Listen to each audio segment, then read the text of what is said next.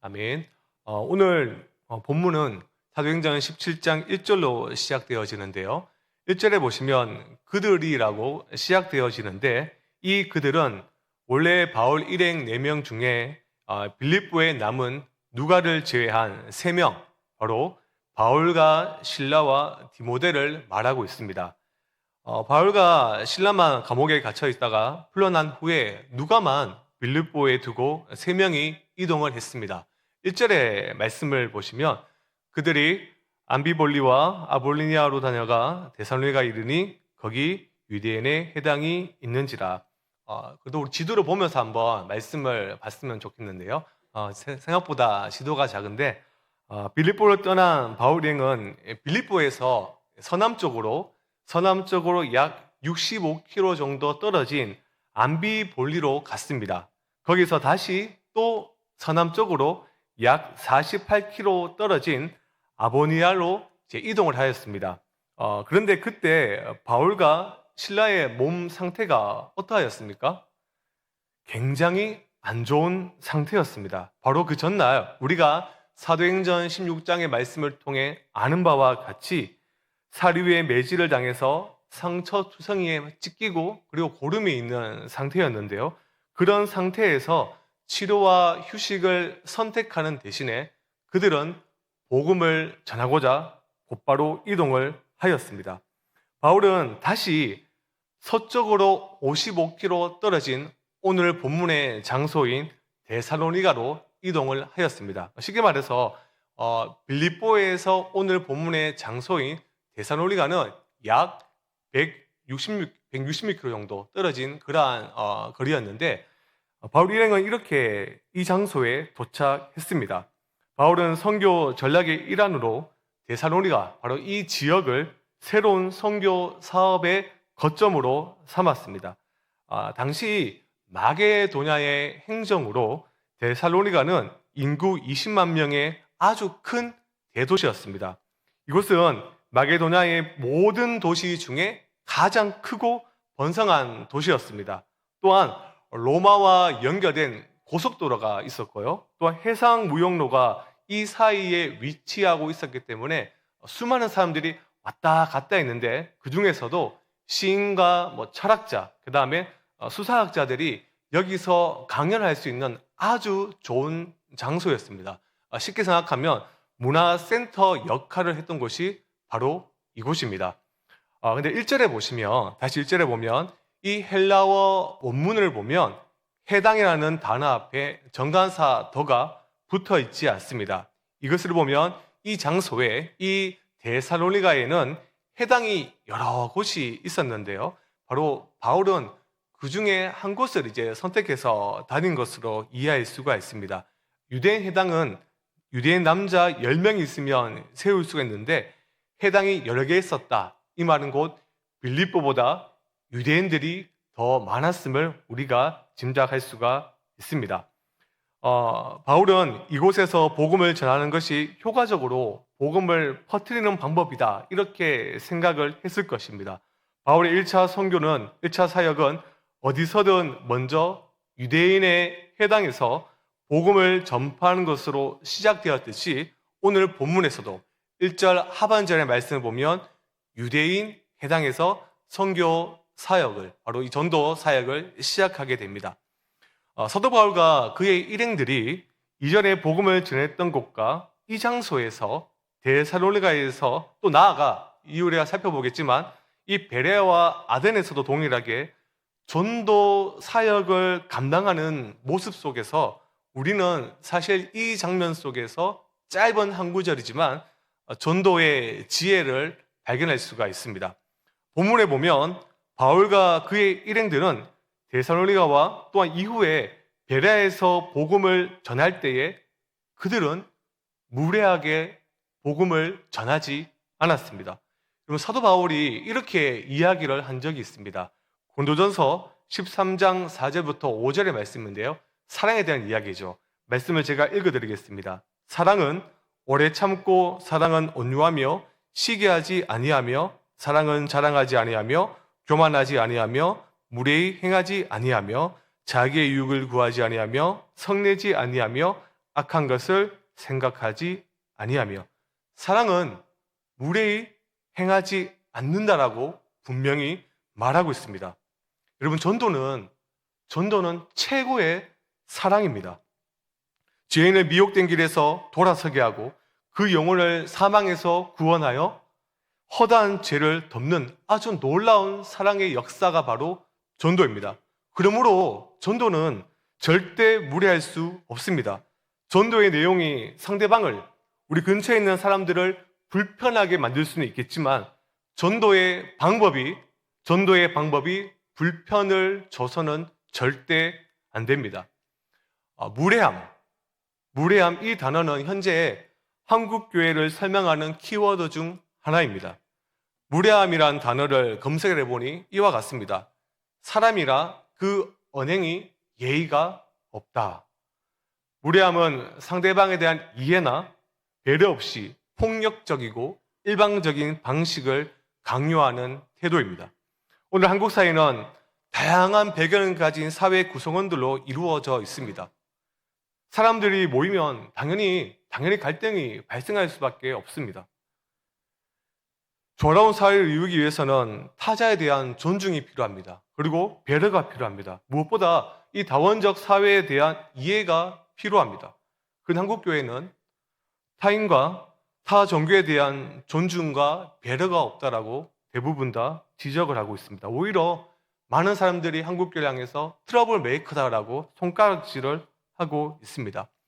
실제적으로 조금 오래된 일이긴 하지만 어느 선교 단체에서 청년 몇 명이 인도 불교 사원에 가서 땅 밟기라는 그러한 기도를 하여 큰 이슈가 된 적이 있습니다. 큰 소리로 찬송하고 통성 기도를 하자 사원에 있던 사람들이 나와서 제발 좀 그만해달라, 딴 데를 가달라, 이렇게 정말 간곡히 간청을 했지만 청년들이 이렇게 대답을 합니다. 구원받지 못하는 사람들이 불쌍하다. 그들에게 하나님을 전하는 것뿐이다. 이렇게 당당하게 말했습니다. 여러분, 무엇이 문제입니까? 복음이 문제가 아니라 무례한 방식이 문제입니다. 이러한 무례한 방식의 전도를 바울이 먼저 보여줬다, 이렇게 이야기하는 사람들도 사실 있습니다. 바울을 봐라, 어디 가든 복음을 전하지 않았느냐, 때를 얻든지 못 얻든지 그는 오직 예수를 통해서만 구원 얻는다, 이렇게 말하지 않았느냐, 그렇게 선포하지 않았느냐라고 말하는 이들이 있습니다. 그러나 사실 우리가 사도행전을 잘 관찰해 보면 그렇지 않습니다. 바울과 선교팀은 각 성에서 자기의 갈래대로 유대인의 해당을 찾아 들어갑니다. 2절과 10절에서 우리는 이를 확인할 수 있습니다. 그리고 이전의 사역처럼 비시디아 안디옥에서처럼 해당장의 요청에 따라 바울은 청종에게 권할 말을 아주 점잖게 랍비스럽게 아마 성경 강론을 했을 것입니다. 해당에서 성경의 뜻을 풀어 누구를 증언했습니까? 그리스도를 아주 친절하게 자세하게 설명을 해 줬을 것입니다. 바울은 전도의 방법에 있어서 청중을 불편하게 하는 행동을 하지 않았습니다. 예의 없는 말투와 태도로 전도한 것이 아닙니다. 우리가 배워야 할 전도의 지혜가 바로 여기에 있습니다. 전도는 무례해서는 안 됩니다. 복음이 담고 있는 예수 천국, 불신 지옥이 불편하게 들릴 수 있는 건 사실이지만 그 말을 막 듣고 싶어 하지 않는 사람에게 가까이 가서 하는 것은 굉장히 무례한 태도인 것이죠. 지혜가 없는 전도입니다. 우리는 들을 귀가 있는 자에게 복음을 전해야 되고 들을 귀가 없는 자에게는 발에 먼지를 털어버리는 그러한 지혜가 우리에게 필요합니다. 때론 종교 탄압이 있는 곳에서는 법을 어기면서 물론 그때와 그 상황에 맞춰서 전도할 필요는 있습니다. 한국교회가 초기에 그랬습니다.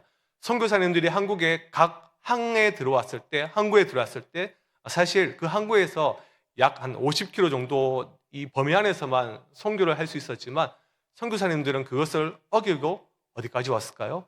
대구와 송도까지 들어왔습니다. 그때는 그렇게 해야만 이유가 있었습니다. 때로는 하나님을 믿지 않기로 결심한 이에게 포기하지 않고 전도를 할 필요도 있습니다. 그러나 제가 하고 싶은 말은 가장 무엇보다도 중요한 전도의 자세는 사실 올 한 해 우리 성강교회 키워드가 무엇입니까? 바로 섬김입니다. 전도도 동일합니다. 섬김의 자세가 필요합니다. 예전 대구에 다 아시는 목사님께서 자신의 SNS 글에 이런 글을 올린 적이 있었는데요. 참으로 큰 감동이 되었습니다. 자신이 실무하는 교회 어느 권사님에 대한 이야기인데요. 권사님이 전도하고자 하는 아무개에게 주일날 일찍이 집으로 찾아갑니다. 그리고 함께 교회 가자라고 상대방에게 정말 친절하게 말합니다. 상대방은 오늘은 볼 일이 있어서 다음에 가겠습니다라고 말합니다. 권사님은 조금도 실망하지 않습니다. 그 다음 주에 주중에 방문하면서 선물을 사가지고 갑니다. 아이들 좋아하는 우유, 초콜릿, 딸기 등을 사가지고 갑니다. 가서 부담스럽지 않게 교회 이야기도 해주고 성경 말씀도 친절하게 가끔 설명도 해줍니다. 관심을 가지고 시간을 들이고 정성을 들이고 물질로 섬기고 도와주고 엄마가 아이를 보듯이 정말 온갖 정성을 다해서 챙겨줘서 교회로 나오게 합니다. 이렇게 교회에 나오면 새가족 수료 12주를 함께 옆에서 공부합니다. 또 교회 전도회까지 연결시켜주고 교회의 장로님, 목사님, 전사님들 많이 소개시켜줍니다. 또 교회 식당에 맛있는 국수도 같이 먹고 교회 카페에 가서 커피와 다과도 대접합니다. 다시 말하자면 우리 교회는 아닙니다. 교회로 인도한 후에도 정말 온갖 정성과 호의로 돌봅니다. 그리고 권사님이 이렇게 그 담임 목사님에게 이야기를 했다고 합니다.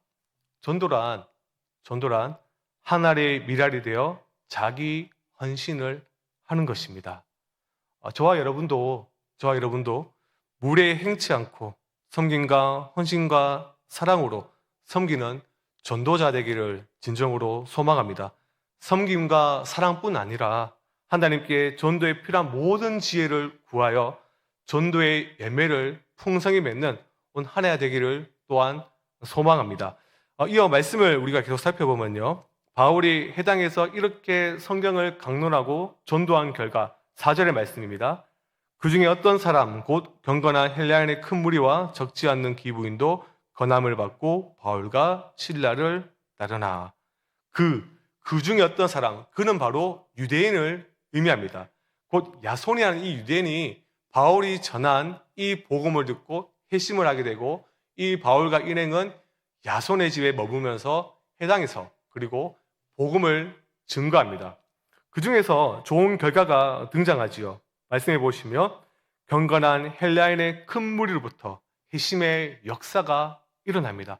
그 중에서 상당수의 기부인들, 특별히 이 사람들이 바로 고위 지도자의 아내들을 의미합니다. 고위 지도자들의 아내들의 이러한 급작스러운 기독교의 개종은 유대인들 입장에서는 아마 큰 물질적인 피해가 있었을 것이라 추측이 되어집니다. 그러니 유대인들이 당연히 분개할 수밖에 없죠. 분개한 유대인들이 시장에서 누구를 사들입니까? 깡패를 동원해 무리를 모읍니다. 그리고 5절에 보시면 바울이 머물고 있는 야손의 집을 습격합니다. 그런데 그곳에는 바울과 실라가 없습니다. 아마도 눈치 빠른 몇몇의 갓 회심한 유대인들이 깡패들이 움직이는 것을 보고 바울과 실라에게 알렸을 것이고 그들은 그렇게 금방 탈출을 했습니다.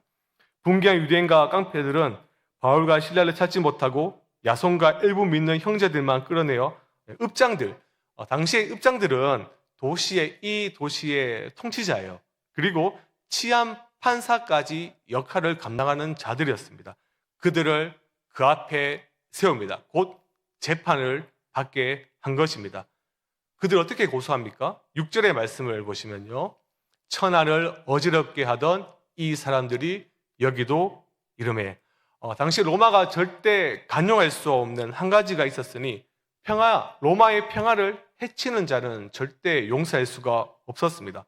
바울과 실라가 지금 로마의 평화를 해친다면서 분개한 유대인들이 거짓 고소를 하고 있습니다.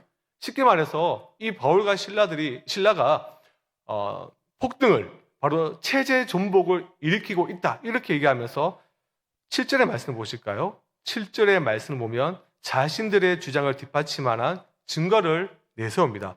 이 사람들이 다 가이사의 명을 거역하여 말하되 다른 임금 곧 예수라 하는 이가 있다 하더이다. 이들이 가이사의 명을 거역하고 다른 왕 곧 예수를 왕으로 세웠다는 것입니다. 여러분 3절을 보시면 3절의 말씀을 잘 가르쳐 보면 바울과 일행은 예수님을 가이사의 왕권에 도전하는 왕으로 말을 하고 있습니까? 하지 않고 있습니까? 그렇게 말하고 있지 않습니다. 지금 그들은 예수님을 구약 성경을 이루는 성취자로 제시하고 있을 뿐입니다. 분개한 유대인들의 고소는 어떻게 됩니까? 이들의 이 내용은 곧 기각됩니다. 당국자들은 이런 주장을 수용하지 않았습니다. 9절에 보시면 그들에 대한 최종 판결은 보석금을 받고 풀어주는 것이었습니다. 야손과 믿음의 동료들은 물질적인 피해를 보고 신체적인 고통을 당하였습니다. 복음을 받아들인 결과가 삶의 어떠한 행복과 즐거움으로 이어지지 않고 도리어 핍박과 고난이라는 반갑지 않는 손님을 맞이하게 된 것이죠. 야손은 이후에 어떻게 되었을까요? 에이, 예수 믿어보니 별거 없더라. 에이, 괜히 믿었다. 이렇게 하고 기독교의 신앙을 버렸을까요? 그렇지 않습니다. 로마서 16장 21절의 말씀을 다 함께 읽어보도록 하겠습니다. 읽겠습니다. 시작.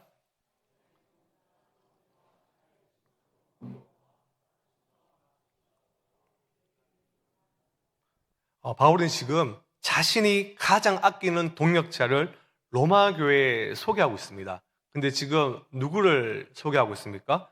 바로 야손이 있습니다. 야손은 고난과 핍박 때문에 복음을 버리지 않았습니다. 예수님만이 나의 구주, 예수님만이 나의 구주라는 이 신앙 고백을 야손은 포기하지 않았던 것입니다. 야손의 이러한 모습을 통해 우리의 신앙을 사실 지금 점검해 볼 필요가 있습니다. 하나님께서는 은혜로 우리에게 복음을 알려주시고 또한 믿음을 선물로 허락하셔서 그것을 받아들이게 하셨습니다. 그런데 복음을 받은 우리는 또한 그로 인한 고난도 함께 받아야 됩니다. 왜냐하면 신자는 복음의 주인이신 예수 그리스도를 따라가야 되고 이 세상은 악해서 예수님을 미워하고 예수님을 거부하기 때문입니다. 이 세상은 예수님만 미워하고 거부하는 것이 아니라 예수님을 따르는 제자들, 우리들 또한 거부하며 미워합니다. 여러분, 예수님을 따라간다. 예수님의 발자취를 따라간다는 말이 무슨 말일까요? 바로 예수님을 따라간다는 것은 십자가를 진다는 것입니다. 예수님께서 이렇게 이야기를 하셨지요. 마태복음 16장 24절의 말씀인데요. 누구든지 나를 따라오거든 자기를 부인하고 자기 십자가를 지고 나를 따를 것이니라. 물론 오늘날 우리가 예수님 믿는다고 유대인에게 핍박을 당하거나 재산을 이렇게 몰수당하는 일은 절대 없습니다. 그러나 자기를 부인하고 자기 십자가를 지고 주님을 따른다라는 것은 누구에게나 곧 쉬운 일로 여겨지는 것은 결코 아닙니다. 오늘날에도 지금도 앞으로도 진정으로 예수님의 참된 제자가 되려면 크고 작은 고난을 반드시 감수해야만 합니다. 그런 각오가 있어야 합니다. 사랑하는 성도 여러분, 예수님을 따르고 예수님의 제자가 된다는 것은 세상의 가치관과 세상의 모든 세계관을 따르지 않겠다. 그러한 결심을 하면서 오직 예수님의 가르침에 따라 살아가는 자들입니다. 세상의 논리와 그 흐름에 내가 절대 따라가지 않겠다는 것이 자기 십자가와 바로 좁은 문을 걸어가는 것입니다. 예를 들어 봅시다. 오늘날 경제 상황이 얼마나 안 좋습니까? 부정부패는 더 뿌리가 깊어지고 심지어 이제는 모든 사람들에게 일반화되어 가고 있습니다. 모든 사람들이 다 그렇게 살아가니까 신자들도 그렇게 살아가야 될까요? 그렇지 않습니다. 오히려 이런 상황 속에서, 이런 시대적 배경 속에서 신자는 더 정직하고 더 청렴하게 살아야 됩니다. 그런데 문제는 정직하고 정의롭고 정말 정도를 지키고 하나님의 뜻에 따라 살고자 한다면 세상 사람들은 비아냥거리고 따돌립니다. 그렇게 살면 뭐하냐? 어떤 유익이 있느냐? 중상모략하고 부당한 불이익을 받기도 합니다. 그것을 끝까지 참고 견뎌하는 것이 바로 고난입니다. 이런 세상의 압력에 굴복하거나 적당히 태압할 수 없으니 사실 신자의 삶은 하루하루 마음고생이 심하지요. 그러나 우리는 복음을 받은 이들이고 예수님의 제자로 부르심을 받은 거룩한 백성들입니다. 그리스도의 제자들이 세상의 제자가 되어서는 절대 안 됩니다. 하나님의 백성이, 하나님의 사람이 세상 사람들과 같은 사고관, 같은 가치관, 같은 세계관으로 절대 살아갈 수가 없습니다. 물과 기름은 절대 섞일 수가 없습니다. 마태복음 5장 11절에서 12절 말씀인데요. 이렇게 말합니다. 나로 말미암아 너희를 욕하고 박해하고 거짓으로 너희를 거슬러 모든 악한 말을 할 때에는 너희에게 복이 있나니 기뻐하고 즐거워하라. 하늘에서 너희의 상이 큼이라. 너희 전에 있던 선지자들도 이같이 박해하였느니라. 우리는 이 말씀 앞에서 우리가 지금 세상을 살아가면서 여러 사람을 만나면서 핍박과 고난과 좁은 길이 없다면, 쉽게 말해 세계관과 가치관에 있어서의 충돌이 없다면 여러분, 우리의 신앙을 사실 제대로 점검해 봐야 됩니다. 반드시 말씀대로 살아간다면 그러한 충동이 발생할 수밖에 없다라는 것입니다. 그리고 이어서 이제 베레아에 간 바울의 모습을 살펴보도록 하겠습니다. 10절부터 15절의 말씀이 베레아 선교의 모습인데요. 10절의 말씀을 보면 야손과 믿는 형제들은 풀어나자마자 바울과 실라를 만나 밤중에 베레아로 그를 보냈습니다. 베레아는 데살로니가에 비해 역사적으로 이렇게 정치적으로나 사실 중요한 도시는 아닙니다. 좀 이렇게 쉽게 말해서 이 데살로니가는 고속도로가 이어져서 대도시지만 이제 굳이 비유를 하자면 이 베레아는 대구시 중에서도 군위군에 속하는 약간 이제 떨어진 지역이다라고 볼 수가 있는데요. 바울 일행은 다른 곳에서와 같이 여기서도 유대인의 해당에 들어가 사역을 시작합니다. 재미있는 것은 저자 누가는 베레아에서 사도 바울이 무슨 설교를 했는지 그것을 알려주지 않습니다. 저자 누가는 여기에 대해서는 침묵합니다. 다만 누가의 관심은 어디에 있습니까? 베레아 사람의 반응에 있습니다. 11절의 말씀인데요. 함께 읽어보겠습니다. 시작. 베레아에 있는 사람들은 더 너그러워서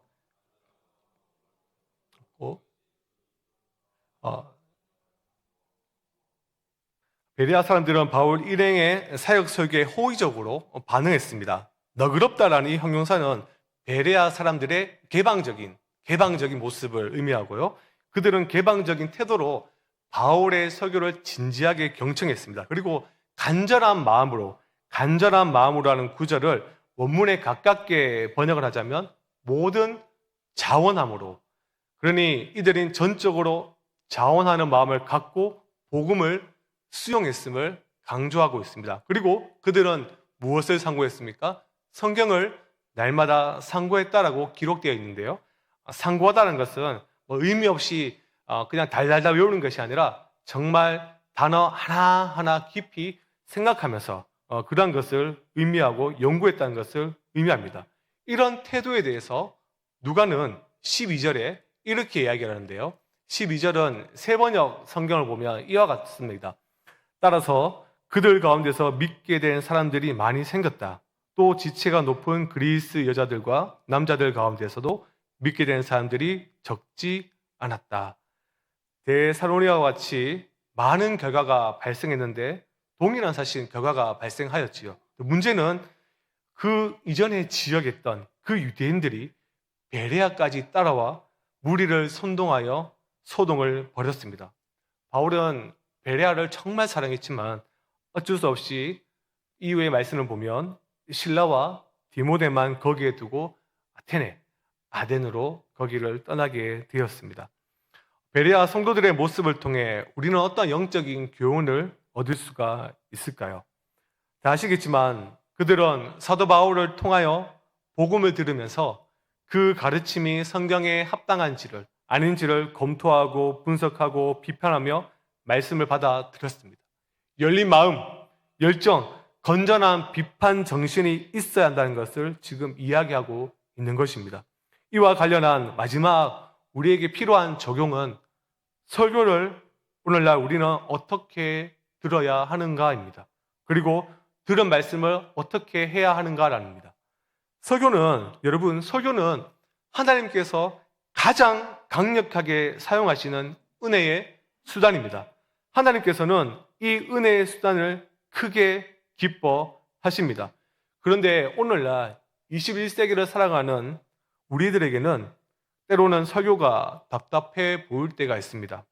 교회에 들어온 각종 영상과 프로그램과 문화는 설교가 더 이상 현대에 어울리지 않거나 예배의 요소 중에 하나의 선택 수단에 불과하다, 이렇게 주장하는 이들도 있습니다. 또 어떤 이들은 설교가 좋다, 설교가 가치는 있다, 인정을 한다. 그러나 좀 더 가벼워질 필요는 있다. 그래서 강연이나 대담의 형태로 해야 한다라고 말하는 이들이 있습니다. 하지만 성경은 그렇게 말하지 않습니다. 고도전서 1장 21절의 말씀인데요. 하나님의 지혜에 있어서는 이 세상이 자기 지혜로 하나님을 알지 못하므로 하나님께서 전도에 미련한 것으로 믿는 자들을 구원하시기를 기뻐하셨도다. 여기서 전도는 설교를 의미합니다. 우리의 지식이 아무리 크게 자라도, 과학이 아무리 발달하여 과학 만능주의 시대가 되어 사람 사는 모습이 어떠한 모습으로 변한다 할지라도 우리는 하나님께서 기뻐하시는 바로 이 놀라운 은혜의 수단, 설교를 통해서 은혜를 경험하고 구원에 이르는 믿음을 가지게 됩니다. 설교만이 사람에게 구원을 주는 믿음을 역사하시고 구원받는 성도들이 거룩한 길을 걷도록 인도하고 그들을 온전한 장성한 사람으로 만듭니다.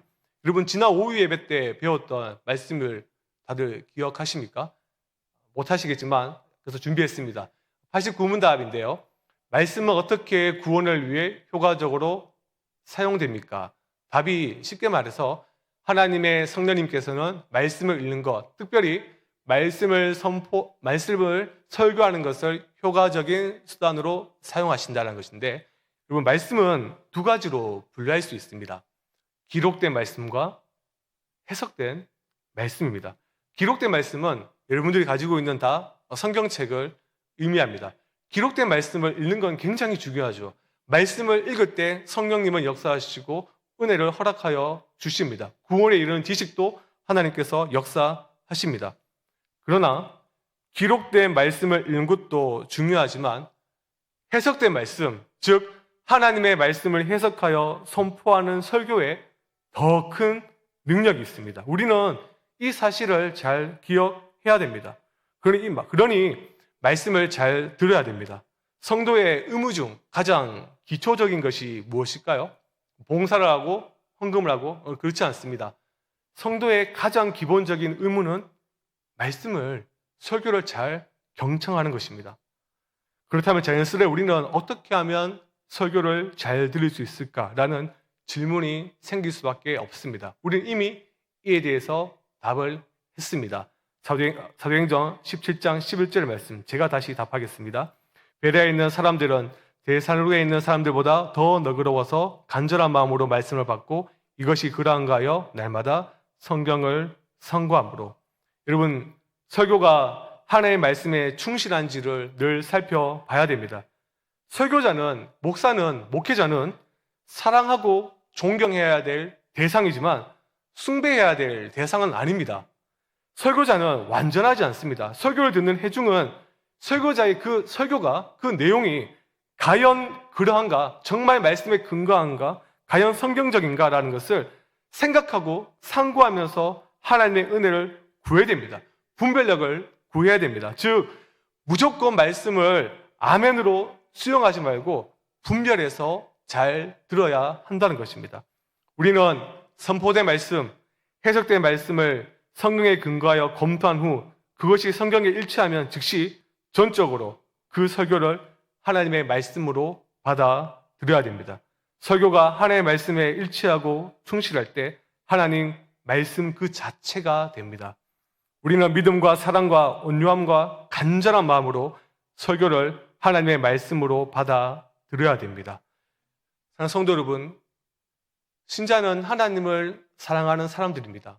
또한 신자는 설교를 사랑하는 사람들입니다. 우리는 설교를 사랑해야 됩니다. 설교가 가르치고 훈육하고 책망하고 교훈하고 드러내는 모든 것을 낮은 마음으로, 정말 겸손한 마음으로, 가난한 마음으로, 갈급한 마음으로, 경외심을 가지고 늘 말씀을 잘 받아들여야 됩니다. 이렇게 개인적으로 적용을 했다면 사실 말씀을 받는 것은 여러분들 개인적인 차원에서 끝나면 안 됩니다. 이 말씀은 반드시 교회 공동체에서 이어져야 됩니다. 말씀을 듣고 말씀을 잘 나누어야 됩니다. 예전에 큰 충격으로 다가왔던 설문조사가 기억납니다. 좀 시간이 지났지만 아마 오늘날에도 그 수치는 크게 다르지 않을 것입니다. 설문조사가 가리키는 내용은 많은 신자들이 예배가 끝나자마자 그리고 그 문턱을 나가서자마자 그날 설교 제목과 본문을 잊어버린다라는 것입니다. 그 수치가 얼마일까요? 거의 50%입니다. 지금도 예배 끝나고 나가면 50%는 오늘 설교를 잊어버린다는 것이죠. 다음 날인 월요일이 되면 아마 대부분의 신자들이 설교를 잊어버릴까 하는 걱정스러운 생각을 해본 적이 있습니다. 사랑하는 성도 여러분, 설교가 사라지기 전에 되도록 빨리 우리는 붙잡아야 됩니다. 일반적으로 가족들과 나누는 것이 가장 좋지만 사실 현실적으로 볼 때에 동료 신자들과 함께 나누는 것이 가장 효율적이고 가장 효과가 큽니다. 동료 신자들과 말씀을 나누는 것은 너무나 중요한 일이고 또한 당연한 일입니다. 왜요? 우리는 한 교회를 이루고 있습니다. 한 목사님의 말씀을 통하여 우리의 영적 건강을 진단받고 말씀을 통하여 우리는 함께 성장해 나갑니다. 말씀을 통해 함께 같은 세계관과 말씀의 가치를 가지게 됩니다. 공유하게 됩니다. 그래서 나눔은, 순모임은 너무나 중요합니다. 잠언 27장 17절의 말씀인데요. 우리 함께 읽어보겠습니다. 시작. 철이 철을 날카롭게 하는 것 같이 사람이 그의 친구의 얼굴을 빛나게 하느니라. 같은 시각, 같은 장소에서 말씀을 듣는 성도들끼리 그렇게 나눌 때에 철이 철을 날카롭게 하는 것 같이 서로의 얼굴을, 서로의 신앙을, 서로의 삶을 분명히 빛나게 할 것입니다. 사랑하는 성도 여러분, 막 지은 밥이 만나서 어떤 반찬과 먹어도 맛있듯이 방금 들은 설교를 가지고 나누면 어떻게든 우리 교회는 풍성한 교제가 일어날 것입니다. 자연스럽게 설교를 중심으로 하는 그러한 교제가 일어나고 또 그런 교제로 일어나는 삶을 함께 산다면 우리 신자들도 또 우리 개인들의 우리 교회 전체에게 큰 복이 임할 것입니다. 우리 모든 성강의 공동체가 이러한 말씀에 굳게 서는 공동체가 되기를 주님의 이름으로 축원합니다. 이 시간 우리